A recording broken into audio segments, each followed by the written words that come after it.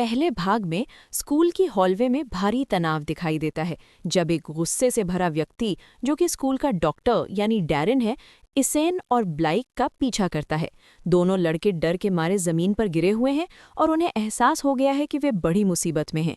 Doctor उन्हें infirmary यानी चिकित्सालय ले जाता है और उन पर चिल्लाता है कि उन्होंने क्लास के समय इतना शोर क्यों मचाया।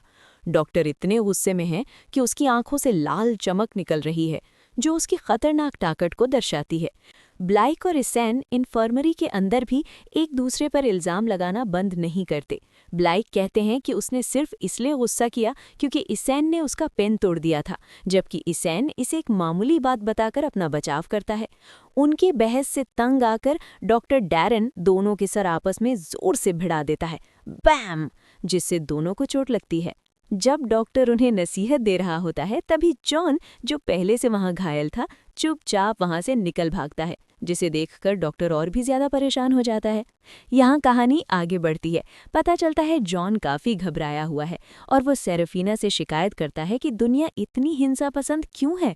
वो कहता है कि हर छोटी बात पर लड़ाई झगड़ा क्यों होता है और लोग आपस में बात करके मसले क्यों नहीं सुलझाते। वहीं दूसरी तरफ सेरेफिना का नजरिया बिल्कुल अलग है। उसका मानना है कि किसी कमजोर वीकलिंग से बहस करना वक्त की बर्बादी है और ताकतवर लोग हमेशा जोर जबरदस्ती से अपनी बात मनवा लेते हैं। जॉन इस बात से इख्तिलाफ करता है और कहता है कि ताकतवर होना हमेशा सही होने की निशानी नहीं है। अनऑर्डिनरी के चैप्टर 6 की कहानी आगे बढ़ती है, जहां जॉन और सेरेफिना एक कैफे में बोबा टी पीते हुए बातचीत कर रहे हैं। सेरेफिना की हाई टीयर्स को लेकर कही गई एक बात जॉन को चुभ जाती है, क्योंकि जॉन के मुताबिक सेरेफिना को उन मुश्किलात का अंदाज़ा नहीं है जो कमज़ोर लोग रोज़ाना झेलते हैं। इस दौरान कैफे में लगे टीवी पर एक दहशत भरी खबर चलती है, जिसमें बताया जाता है कि एम्बर नामक एक खतरनाक गैंग ने एक और विजिलेंटे यानी खुद से इंसाफ करने वाले एक्स स्टैटिक का कत्ल कर दिया है।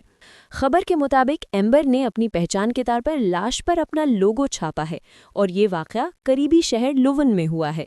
ये देखकर जॉन थोड़ा फिक्रमंद हो जाता है कि कहीं ये गैंग उनके शहर की तरफ तो नहीं बढ़ रहा, लेकिन सेरेफिना इस पूरी बात को लेकर काफ़ी बेपरवाह दिखती है और मारे गए विजिलेंटे को यूजलेस करार देती है।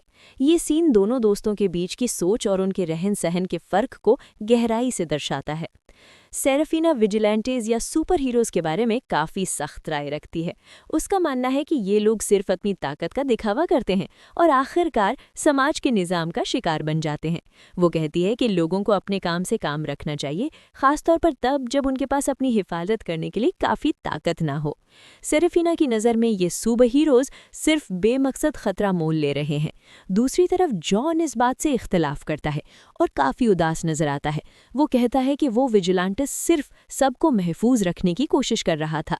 जॉन सेरेफिना से एक चुपता हुआ सवाल करता है, क्या अब तुम ज्यादा महफूज महसूस कर रही हो जबकि वो मर चुका है?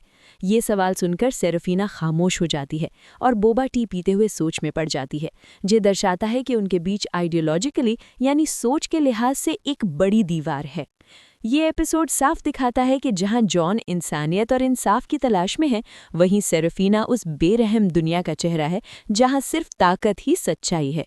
क्या जॉन का ये एक चुपता हुआ सवाल सेरेफिना के पत्थर जैसी सोच को पिघला पाएगा?